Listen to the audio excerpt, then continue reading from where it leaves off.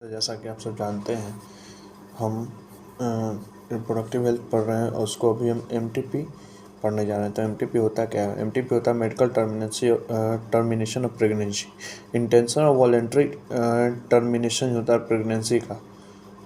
Intention voluntary termination of pregnancy before full term. अच्छा,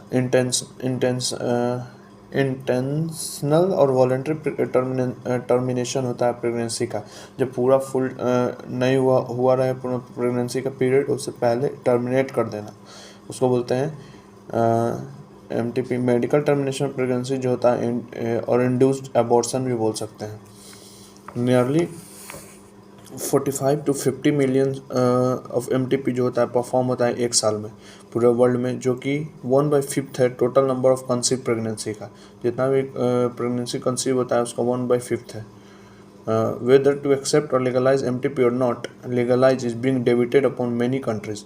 अच्छा, ये मतलब एक्सेप्ट करना थोड़ा सा मुश्किल हो गया है कि एमटीपी को लीगलाइज करा जाए या नहीं करा जाए। ये बहुत सारे कंट्री में इमोशनल, इथिकल और रिलीजियस इशू है, जो कि रिलीजियस और सोशल इशू है। गवर्नमेंट ऑफ इंडिया जो है इसको लीगलाइज किया था 1971 में, सम स्ट्रिक्ट कंडीशन के साथ, कि ताकि इसका मिसयूज ना हो। कुछ रेस्ट्रिक्शन है और इम्पोर्टेंट चेक्स है, इनडिस्क्रिमिनेट है और इलीगल फीमेल फर्टिसाइड को रोकने के लिए, जो कि रिपोर्ट किया गया था हाईली इंडिया में। Why MTP? एमटीपी क्यों, मतलब एमटीपी के बारे में देखें, एमटीपी क्यों।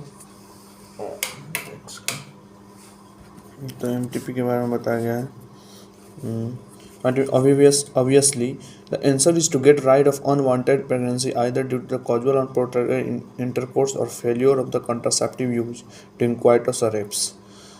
तो ऑब्वियसली इसका आंसर है कि अनप्रोटेक्टेड प्रेगनेंसी को रोकने के लिए और ड्यू टू अनप्रोटेक्टेड प्रेगनेंसी और due to casual unprotected intercourse और फेलियर ऑफ कॉन्ट्रासेप्टिव, और कॉन्ट्रासेप्टिव है तो इस बिना कॉन्ट्रासेप्टिव के फेल होने की वजह से कोई भी प्रेगनेंसी हो जाना ड्यूरिंग क्वाइटस, तो उसको सबको रोकने के लिए एमटीपी करना पड़ता है। एमटीपी जो होता है एसेंशियल है कुछ केसेस में, जहाँ कंटिन्यूएशन ऑफ प्रेगनेंसी हार्मफुल होता है और इवन फैटल भी हो सकता है, मदर के लिए भी और फीटस के लिए, या दोनों के लिए। एमटीपी जो होता है कंसिडर होता है रिलेटिवली सेफ फर्स्ट ट्राइमेस्टर में, मतलब 12 सप्ताह तक प्रेगनेंसी के। सेकेंड ट्राइमेस्टर अबॉर्शन जो होता है बहुत ज़्यादा रिस्की हो जाता है। One disturbing trends observe that majority of the MTP is perform illegally by unqualified quacks. ये डिस्टर्बिंग ट्रेंड चला आ रहा है। मेजोरिटी ऑफ एमटीपी जो होता है परफॉर्म होता है इलीगली अनक्वालिफाइड डॉक्टर, मतलब लोगों के द्वारा, जो कि not only unsafe but could be fatal. ये सिर्फ अनसेफ ही नहीं, फैटल भी है। Another dangerous trend is to misuse of amniocentesis to determine the sex of unborn child। Another dangerous trend जो है misuse होता है amniocentesis का determine करने के लिए unborn child को। Frequently fetus is found to be female, it is followed by MTP। अगर fetus जो है पाया जाता था कि फीमेल है तो उसका MTP करा दिया जाता था, जो कि टोटली अगेंस्ट है और इलीगल है, जो कि टोटली अगेंस्ट है लीगल प्रोसीजर के। तो अब हम देखेंगे कुछ practices. Such practices should be avoided because these are dangerous both for the young mother and the foetus. ऐसे प्रैक्टिसेज जो कि होने चाहिए, जो कि अवॉइड होने चाहिए, और ये डेंजरस है बोथ यंग मदर के लिए भी और फिटस के लिए भी। Effective counseling on the need to avoid unprotected coitus and risk factors involved in illegal abortion, as well providing more healthcare facilities and reverse mentioned unhealthy trend। तो effective counselling जो होता है इसका ज़रूरी होता है अवॉइड करने के लिए अनप्रोटेक्टेड क्वाइटस को, और रिस्क फैक्टर जो इन्वॉल्व होता है इलीगल एबॉर्शन में, और more health as well as more health care facilities could reverse in the mention unhealthy trend. और ये जो हो सकता है more health care facility provide कराया जा सकता है अनहेल्दी ट्रेंड्स के उपरांत में। तो क्या होता है, अब हम देखते हैं सेक्सुअली ट्रांसमिटेड डिजीज़ के बारे में पढ़ते हैं। Sexually transmitted disease infections or disease which are transmitted through the sexual intercourse or collective called sexually transmitted disease. Infection और वैसा डिजीज जो ट्रांसमिट होता है सेक्सुअली इंटरकोर्स से उसको हम सेक्सुअली ट्रांसमिटेड डिजीज बोलते हैं और वेनरल डिजीज भी बोलते हैं, रिप्रोडक्टिव ट्रैक्ट इन्फेक्शन भी बोल सकते हैं, जैसे कि गोनोरिया होता है, सिफिलिस होता है, जेनिटल हर्प्स होता है, क्लाइमेडियस होता है, जेनिटल वॉर्ट्स होता है, ट्राइकोमैनियस होता है, हेपेटाइटिस बी होता है, हेपेटाइटिस बी होता है end of course the must discuss infection in recent year. Must discuss जो होता है रिसेंट ईयर में इसमें देखा गया HIV जो कि एड्स कॉज करता है और सम ऑफ द कॉमन STIs और कुछ common sexually transmitted disease among this HIV infection is must dangerous and discuss in detail in chapter 8 and among the HIV infections most dangerous are discussed detail जो है chapter 8 में। some of these infections like hepatitis B and HIV can be transmitted by sharing of injection needles। कुछ इसमें से infections जैसे कि hepatitis B और HIV जो है वो ट्रांसमिट होता है इंजेक्शन के शेयर से, सर्जिकल इंस्ट्रूमेंट से with infected person transfusion of blood or from infected mother to fetus too except for hepatitis B, genital herpes and HIV infection the fetus too। अच्छा sorry, तो with infected person से ये हो सकता है blood का transfusion से हो सकता है और इन्फेक्टेड मदर से भी हो सकता है फीटस को। Except for hepatitis B, hepatitis B, genital herpes and HIV infection and other disease are completely curable। hepatitis B को छोड़ के ज़्यादातर डिजीज जो है hepatitis B, genital herpes और HIV infections, other disease are not disease are complete, मतलब hepatitis B, genital herpes, HIV infection को छोड़ के बाकी ज़्यादातर डिजीज जो है क्यूरेबल होता है, अगर अर्ली डिटेक्टेड हो गया तो ट्रीट हो सकता है properly. Early symptoms on most of these are minor and includes itching, fluid discharge, slight pain, swelling. Early symptom जो होता है मोस्ट ऑफ ऐसे डिजीज का जो होता है माइनर होता है, इंक्लूड इसमें आता है इचिंग होता है, फ्लूइड डिस्चार्ज होता है, कुछ थोड़ा थोड़ा पेन होता है और थोड़ा थोड़ा पेन मिनट कम गया तो सर स्वेलिंग होता है। The genital in the ETC in genital region में ये सब होता है। इन्फेक्टेड फीमेल में often be asymptomatic and hence may remain undetected for long. Infected female जो होती है वो भी उसको भी सिम्टम इसका नहीं दिखता है, इसके वजह से ये काफ़ी लॉन्ग समय तक बिना उसमें डिटेक्शन नहीं होता है। एब्सेंस और less significant symptoms in the early stage of the infections and social stigma attack to the sexually transmitted disease. Absence और लेस सिग्निफिकेंट सिम्टम जो है इसका अर्ली स्टेज में देखा जाता है। एब्सेंस और लेस सिग्निफिकेंट सिम्टम्स जो होता है in the early stage of infection and social stigma attached to the sexually transmitted infection deter the infected person from going to timely detection and proper treatment। अगर early detection हो जाए ऐसे infections का तो क्या होता है कि ये इजीली मतलब अच्छा से ट्रीटमेंट इसका हो सकता है और ये this could lead to complication later which includes, अगर ये बाद में अगर नहीं डिटेक्ट होता है और देर तक काफ़ी लेट से डिटेक्ट होता है तो ये कुछ कॉम्प्लिकेशन क्रिएट कर सकता है, जैसे कि pelvic inflammatory disease, PID, abortion, स्टिल्ट बर्थ, एक्टोपिक पीरियड, इनफर्टिलिटी और इवन कैंसर भी रिप्रोडक्टिव ट्रैक्ट में। सेक्सुअली ट्रांसमिटेड इन्फेक्शन जो होता है मेजर थ्रेट होता है हेल्दी सोसाइटी के लिए, जो कि प्रिवेंट करता है और early detection and cure of the disease are given prime consideration under the reproductive health care. इसलिए प्रिवेंशन और अर्ली डिटेक्शन जो होता है क्योर होता है इस डिजीज का और प्राइम कंसिडरेशन होता है रिप्रोडक्टिव हेल्थ केयर प्रोग्राम का। इस वजह से जितने भी पर्सन होते हैं सभी वल्नरेबल होते हैं इस इन्फेक्शन से और इसके इंसिडेंस से, जो कि रिपोर्ट किया गया था बहुत ही ज़्यादा हाईली लोगों में। एज ग्रुप्स जो आते हैं 15 से 24 के, उस age groups to which you also belong, और वे एज ग्रुप जैसे हम लोग बिलोंग करते हैं इसमें। There is no reason to panic. There is no reason to panic because prevention is possible. Panic होने का कोई रीज़न नहीं है कि प्रिवेंशन ही पॉसिबल है. One could be free of this infection by following simple principal given below. कोई भी इस प्रॉब्लम से फ्री हो सकता है, मतलब इस प्रॉब्लम में नहीं फंस सकता है. कुछ चीज़ों का ध्यान रखें जो कि यहाँ पे दिया गया है. Avoid sex with unknown partners और मल्टीपल पार्टनर्स. इस चीज़ों का ध्यान रखें कि किसी के साथ फिजिकली अननोन पार्टनर के साथ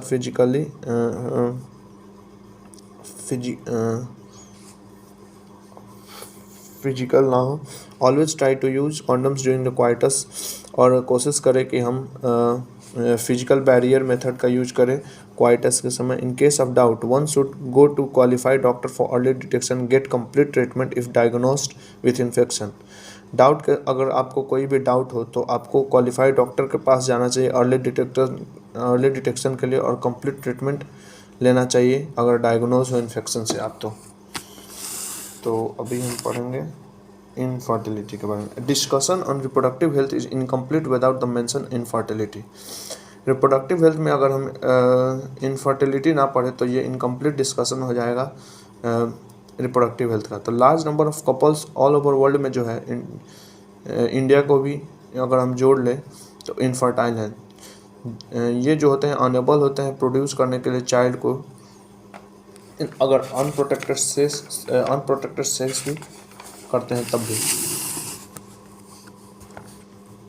रीजन क्या है? The reason for this could be many physical congenital disease. तो रीजन इसका हो सकता है बहुत सारे physical congenital disease, drugs, immunologically और even psychological. In India often the female is blamed for the couple being childless. India में female जो होती है वो ब्लेम करी जाती है couple being childless. But more often than that the problem lies in the male partner. India में देखा गया कि फीमेल को ब्लेम करा जाता है अगर कोई भी चाइल्ड नहीं होता है तो. लेकिन इससे ज़्यादा ये होना चाहिए कि ये जबकि प्रॉब्लम जो होता है मेल की वजह से होता है ज़्यादातर. इसमें देखा गया specialise health care more often than not the problem lies in the male. Specialise health care units जो infertility clinic etc could help in diagnosis and corrective treatment of some of these disorder and enable these couples to have children. Specialize health care जैसे कि infertility clinic जो होते हैं वो ये help करते हैं डायग्नोसिस करने में, करेक्ट ट्रीटमेंट देने में जो कि कुछ डिजीज़ को होता है जो कि इसे इनेबल करता है इस कपल को. हाउएवर जहाँ कुछ करेक्शन पॉसिबल नहीं होता तो कपल्स को असिस्ट किया जाता है चिल्ड्रन कुछ स्पेशल टेक्निक्स से जिसको हम वैसे assisted reproductive technique ART. In vitro fertilization क्या होता है? तो इन विट्रो फर्टिलाइजेशन जो होता है बॉडी के बाहर होता है जो कि ऑलमोस्ट सिमिलर कंडीशन होता है जो बॉडी में होता है जो कि एम्ब्रियो ट्रांसफ़र के बाद देखा जाता है. ET जिसको एम्ब्रियो ट्रांसफ़र बोलते हैं one of the such method इसमें आता है. एम्ब्रियो ट्रांसफ़र भी एक ऐसा मेथड है. In this condition, popularly known as a test tube baby program. इस मेथड को popular test tube baby program भी बोलते हैं. ओवा जो होता है वाइफ से लिया जाता है डोनर से, एंड स्पर्म जो होता है हस्बैंड से लिया जाता है डोनर मेल से, जो कि कलेक्ट करा जाता है और इंड्यूस करा जाता है जाइगोट बनाने के लिए.